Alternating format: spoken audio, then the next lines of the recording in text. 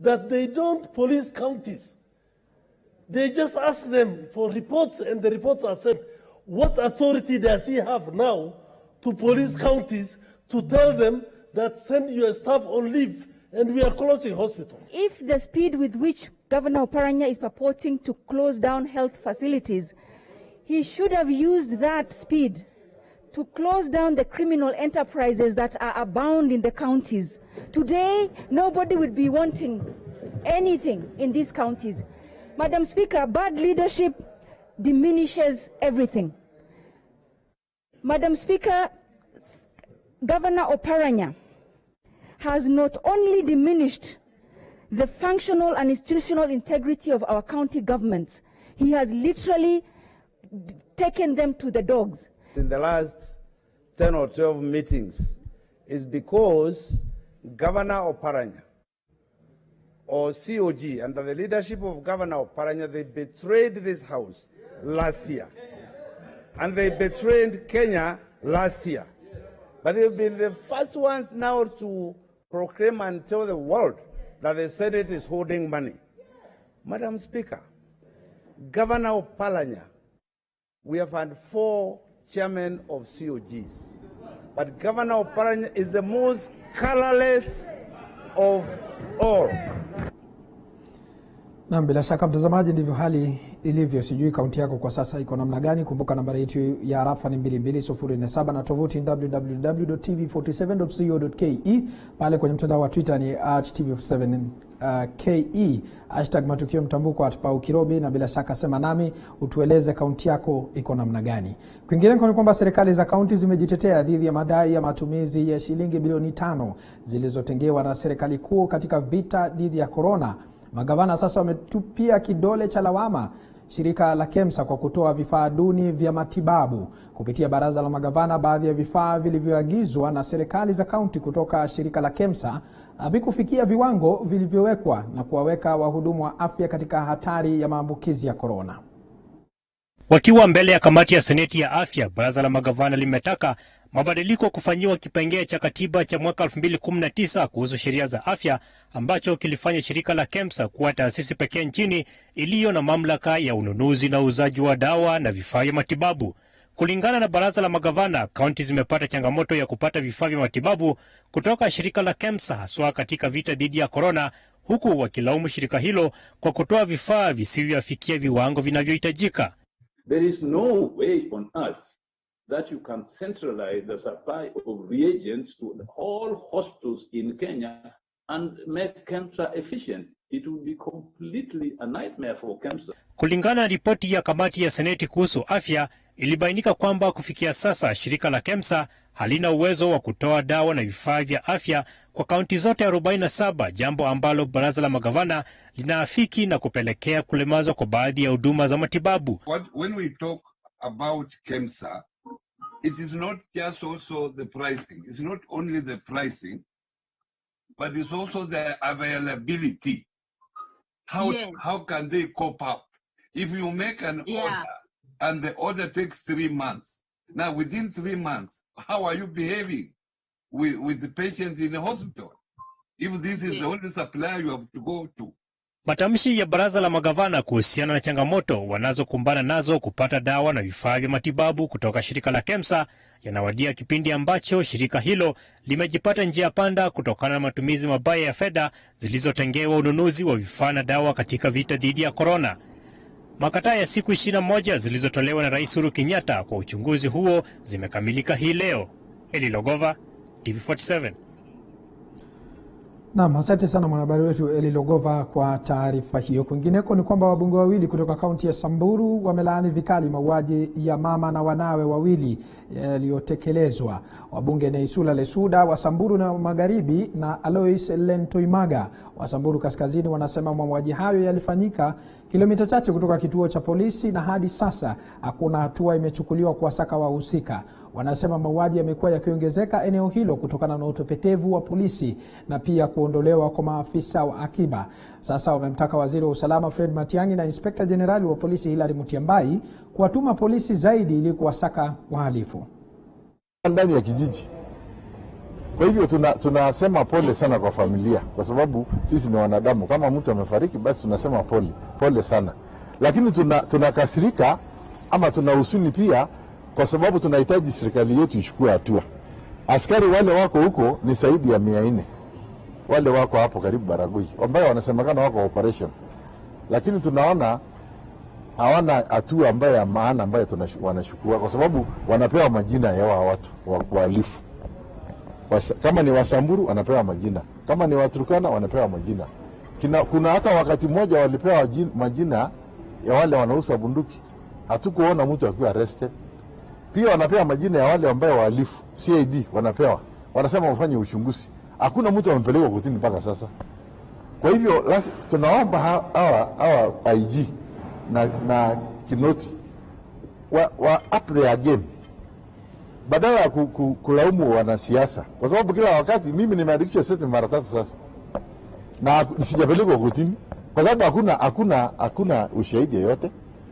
Sisi mwanasiasa, mtu akigombea kiti anapeana manifesto yake kusema atafanya hii na afanye hii, na ukisikizwa hiyo manifesto yako, you won't deliver on the manifesto. Ile promises ambayo umefanya, umemwambia wananchi, uwezi kwenda kuwasha hiyo manifesto na uende uincite watu wapigane.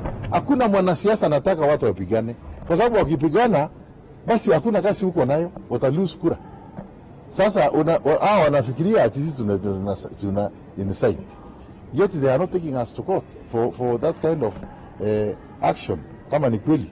Kwa hivyo tunahitaji serikali ichukue hatua. Sisi tumefanya pande yetu and we are going to continue actually. Naam, tukiachana na hayo, waziri wa mazingira Keriako Tobiko ameorai gavana wa Nairobi Mike Mbuvi Sonko na mkurugenzi wa huduma za jiji la Nairobi NMS Mohamed Badi kushirikiana kuhakikisha mazingira jijini Nairobi yametunzwa. Tobiko alizungumza haya wakati wa kuadhimisha siku ya kimataifa ya uhifadhi wa ozoni katika bustani ya Michuki mapema hiyo jana. Hafla ilihudhuriwa na gavana wa Nairobi Mike Mbuvi Sonko pamoja na mashirika mbalimbali ya kuhifadhi mazingira nchini.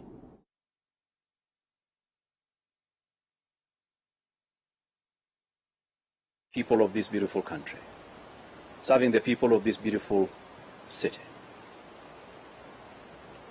It is not competition as to who is more powerful, who is senior, who is more influential.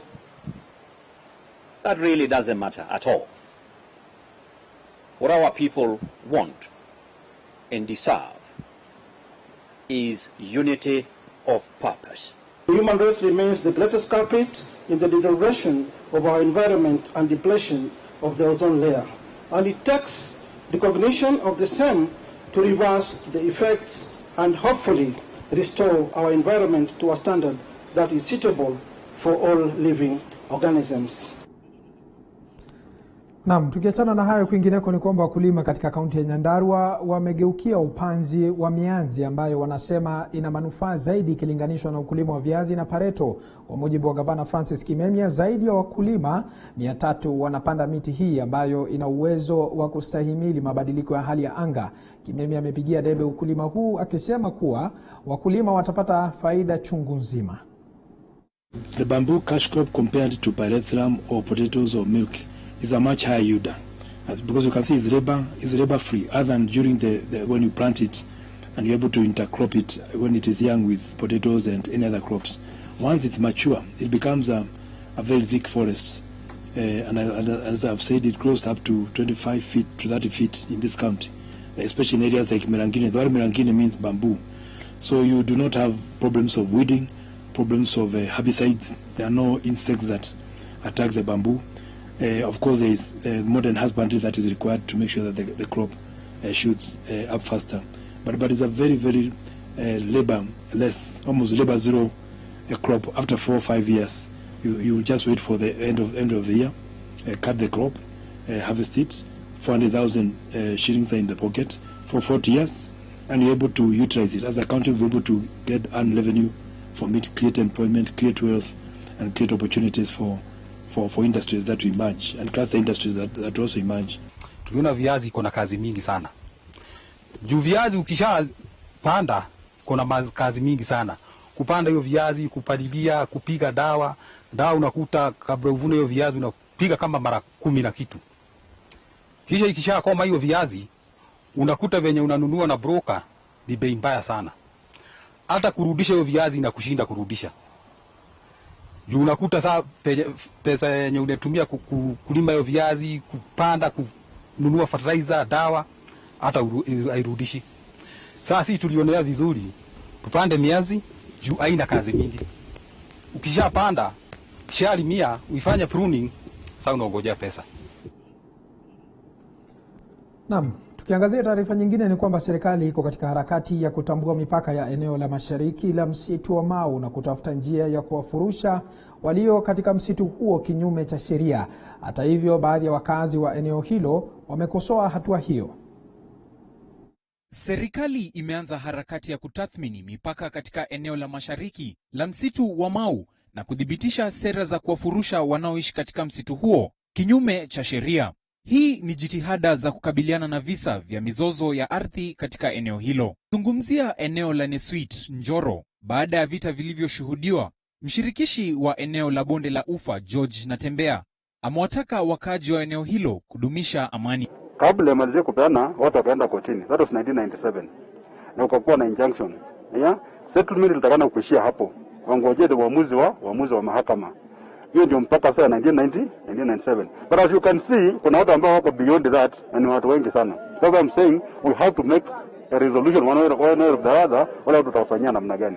Vita hivyo viliwaacha watu 7 wakiwa na majeraha mabaya, na chini ya mwezi mmoja uliopita zaidi ya watu 20 kutoka Nesuit na Ndosa walivamiwa. Iliwekwa na Kenya Forest tarehe 14 mwezi wa 8 mwaka huu.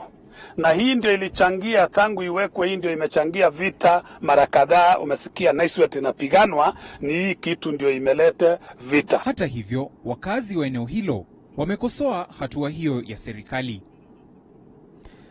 Naam, tukiachana na hayo na kuangazia taarifa nyingine ni kwamba zaidi ya shilingi milioni 38 kutoka kwa hazina ya serikali kuu ya kuimarisha maslahi ya makundi yaliyoachwa nyuma zimetolewa katika kaunti ya Bungoma kuvisaidia vikundi vya kina mama na vijana ili kufanikisha miradi yao. Maika Gongo na mengi zaidi kutoka Bungoma. Vijana na kina mama katika kaunti ya Bungoma wametakiwa kujitokeza kuchukua mikopo ya hazina ya uwezo, ile ya vijana na mingine inayotolewa na mashirika ya serikali kuwawezesha kujiinua kiuchumi. Akizungumza alipozuru katika kaunti ya Bungoma kutoa hundi ya shilingi milioni 38, katibu mratibu katika wizara ya vijana na jinsia Rachel Shabesh amesema zaidi ya shilingi milioni 80 zipo kwenye akaunti za uwezo tayari kupewa vijana. The women of Bungoma who have taken the money of Uwezo and Women Enterprise Fund are great payers. The Women Enterprise Fund return rate is over 90%. Shebesh amewataka wazazi kuwa makini ili kuzuia wasichana kupata mimba za mapema, akisema idadi ya walioathirika imeongezeka kwa kiwango kikubwa. Kwenye ziara hiyo, Shebesh ameitaka serikali ya kaunti ya Bungoma kusaidiana na serikali ya kitaifa kupitia wizara yake ili kuanzisha huduma kwa vijana NYS katika kaunti hii kuwawezesha kuwa na ujuzi. I always tell the young people, you cannot progress in business to another level if you don't get resources. And that is why the government has put in these resources without interest to help our young people to grow. And we have agreed in principle that, God willing, and with the budgeting process being done by the county assembly, we endeavor as a county government to set up a Bungoma youth service. Ujio wa katibu mratibu Rachel Shebesh katika kaunti ya Bungoma umeonekana kuwa wa manufaa zaidi kwa vijana pamoja na kina mama katika mipango yao ya vikundi. Kutoka kaunti ya Bungoma nikiarifia TV 47, mie ni Mike Kagwango. Naam, asante sana mwanahabari wetu Mike Kagwango kutoka kaunti ya Bungoma. Naarifiwa kwamba muda wangu hapa studioni umekibia zaidi na sina la ziada ila kukupa tu mihadi kwamba tutapatana hapa na mwendo wa saa 6 kamili ambapo nitakuwa nawe kwa muda wa dakika 5 za habari motomoto. Kufikia hapo sina la ziada, mimi nakutakia mchana mwema. Nimekuwa mwanahabari wako Paul Kirobi. Kumbuka kutufuatilia kwa tovuti yetu ambayo ni www.tv47.co.ke na pale kwenye mtandao wa Twitter ni @tv47ke #Matukio Mtambuko. Ni awamu ya kwanza, tupatane mwendo wa saa 6.